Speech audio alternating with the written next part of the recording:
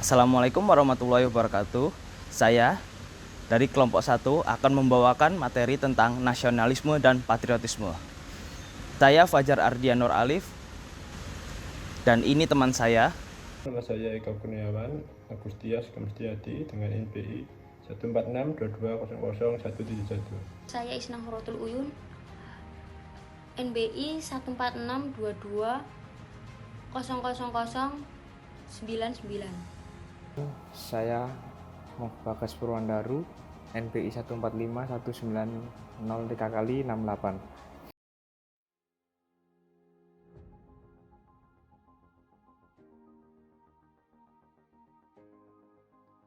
Nasionalisme secara etimologi adalah nasionalisme yang bersumber dari bahasa Inggris. Nasionalisme, gabungan kata nasional dan ism. Sebagai kata sifat nasional mengandung arti of a nation atau or the nation terkait dengan bangsa. Dan nation sendiri merupakan kata yang berasal dari bahasa Latin, yaitu nation atau natus, terkandung makna to be born atau dilahirkan. Dalam konteks kebangsaan, nation terkandung makna anggota hidup bersama pada kawasan atau suatu wilayah dan menyatukan dalam sebuah pemerintahan. Secara KBBI, nasionalisme adalah paham ajaran untuk mencintai bangsa dan negara sendiri. Nasionalisme dalam arti sempit adalah perasaan kebangsaan atau cinta terhadap bangsanya yang sangat tinggi dan berlebihan sehingga memandang rendah terhadap bangsa lain. Dalam arti luas, nasionalisme adalah perasaan cinta yang tinggi atau bangga terhadap tanah air dan tidak memandang rendah bangsa lain. Unsur-unsur dari nasionalisme adalah semangat bangsaan. Nasionalisme yang ada pada diri seorang tidak datang dengan sendiri, tetapi dipengaruhi oleh unsur-unsur sebagai berikut. Yang pertama adalah perasaan nasional, yang kedua watak nasional, yang ketiga batas nasional atau yang memberikan pengaruh emosional dan ekonomis pada diri individu. Yang keempat bangsa nasional, yang kelima peralatan nasional, yang keenam adalah agama. Tujuan nasionalisme. Pada dasarnya nasionalisme yang muncul di banyak negara memiliki tujuan sebagai berikut. 1. Menjamin kemauan dan kekuatan mempertahankan masyarakat nasional melawan musuh dari luar sehingga melahirkan semangat rela berkorban. 2. Menghilangkan ekstremisme, tuntutan yang berlebihan dari warga negara, individu dan kelompok. 5. Prinsip nasionalisme. Semangat nasionalisme dalam negara kebangsaan dijiwai oleh 5 prinsip nasionalisme, yakni yang pertama kesatuan atau unity dalam wilayah teritorial, bangsa, bahasa, ideologi, dan doktrin, kenegaraan, sistem politik atau pemerintahan, sistem perekonomian, sistem pertahanan keamanan, dan polisi kebudayaan. Kedua, kebebasan atau liberty, freedom, independence dalam beragama, berbicara, dan berpendapat lisan dan tertulis, berkelompok, dan berorganisasi. Ketiga, kesamaan atau equality dalam kedudukan hukum, hak dan kewajiban. Keempat, kepribadian atau personality dan identitas atau identity, yaitu memiliki harga diri atau self-esteem, rasa bangga atau pride, dan rasa sayang atau devotion terhadap kepribadian dan identitas bangsanya yang tumbuh dari dan sesuai dengan sejarah dan kebudayaannya. Yang kelima, prestasi atau achievement, yaitu cita-cita untuk mewujudkan kesejahteraan atau welfare, serta kebesaran dan kemanusiaan atau the great race and glorification dari bangsanya. Selanjutnya ada fase nasionalisme. Pertama, gerakan kebangkitan nasionalisme Indonesia dalam dinamika sejarah diawali oleh Budi Utomo di tahun 1908 dengan dimotori oleh para mahasiswa kedokteran Stovia, sekolahan anak para priai di Jawa di sekolah yang disediakan Belanda di Jakarta. Kedua, kebangkitan nasionalisme tahun 1928, yakni 20 tahun pasca kebangkitan nasional, di mana kesadaran untuk menyatukan negara, bangsa dan bahasa ke dalam satu negara, bangsa dan bahasa Indonesia telah disadari oleh para pemuda yang sudah mulai berkotak-kotak dengan organisasi kedaerahan seperti Jong Java, Jong Celebes, Jong Sumatera, dan lain sebagainya. Kemudian diwujudkan secara nyata dengan menyelenggarakan Sumpah Pemuda di tahun 1928. Yang ketiga, masa revolusi fisik kemerdekaan. Peranan nyata para pemuda pada masa revolusi fisik kemerdekaan nampak ketika mereka menyandra Soekarno-Hatta ke Rengas Dengklok agar segera memproklamasikan kemerdekaan Indonesia. 4.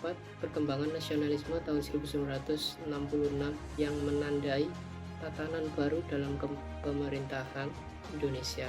Selama 20 tahun pasca kemerdekaan, terjadi huru-hara, pemberontakan, Gestapo dan eksesnya, tampaknya tanpa peran besar mahasiswa dan organisasi pemuda serta organisasi sosial kemasyarakatan di tahun 1966, Soeharto dan para tentara sulit bisa untuk memperoleh kekuasaan dari penguasa Orde Lama Soekarno.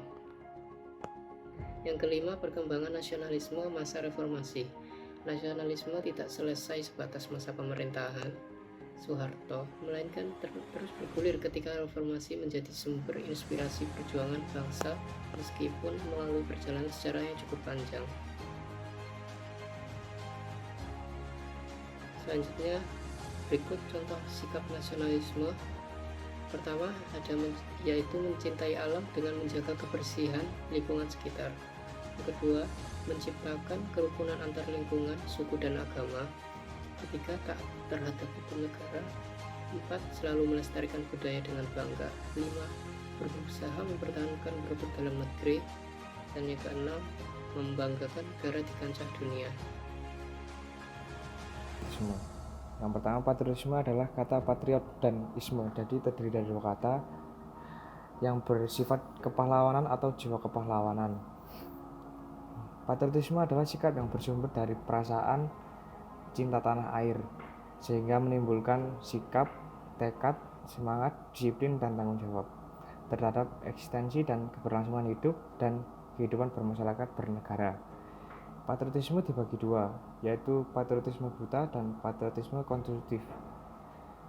Penjelasan tentang patriotisme buta atau blind patriotisme, cinta kepada masyarakat, bangsa, negara tanpa mengenal toleran terhadap kritik, buruk-buruk, papan, jati, pokoknya apapun yang dilakukan oleh negara, bangsa harus didukung sepenuhnya tanpa terkecuali.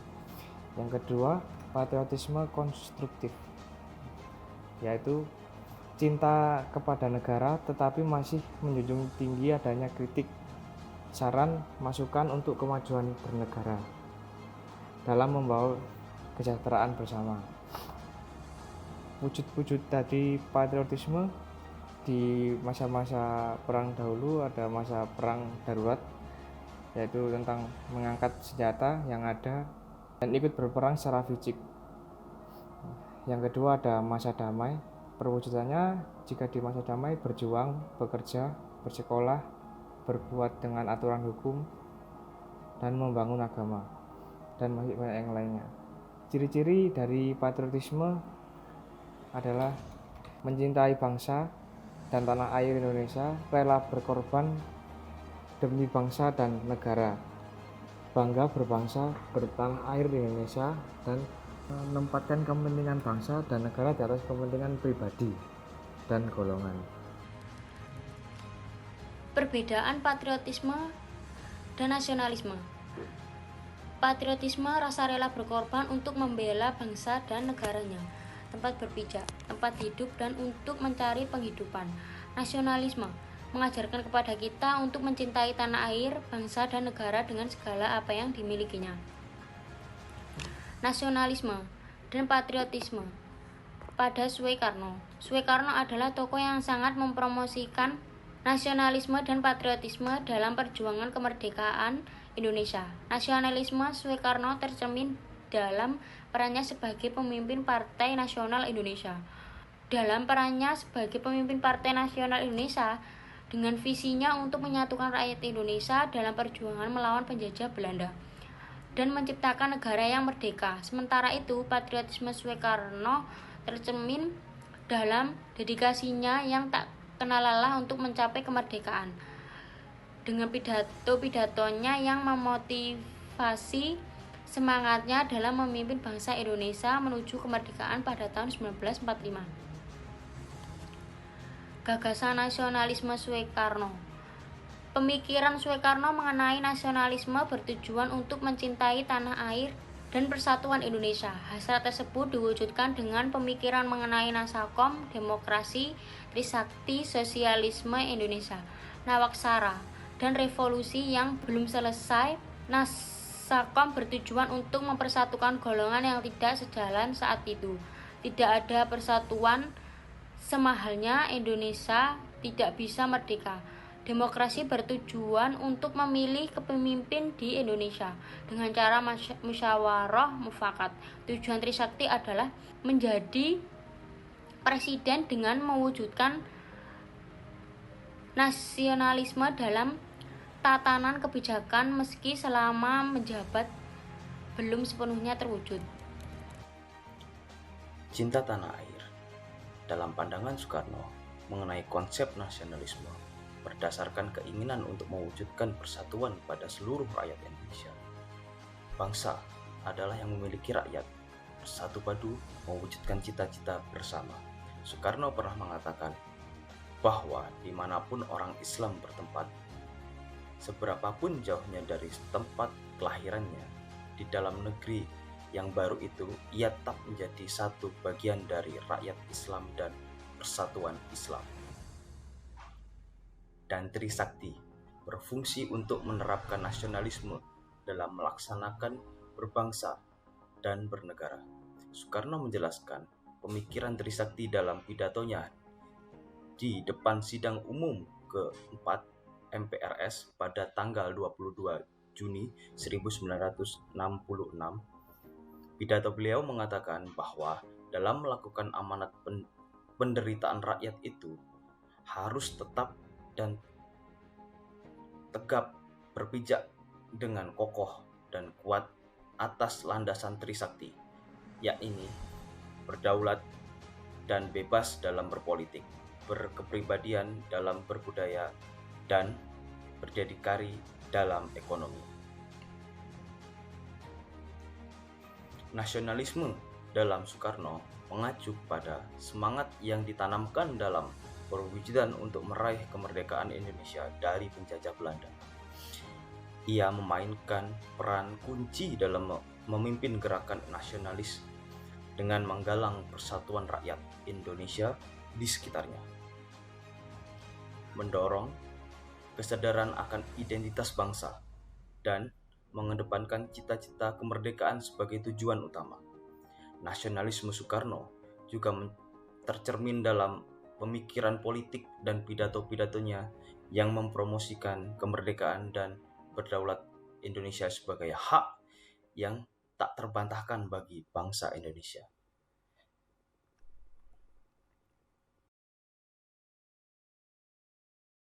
Sekian dari kelompok 1. Wassalamualaikum warahmatullahi wabarakatuh.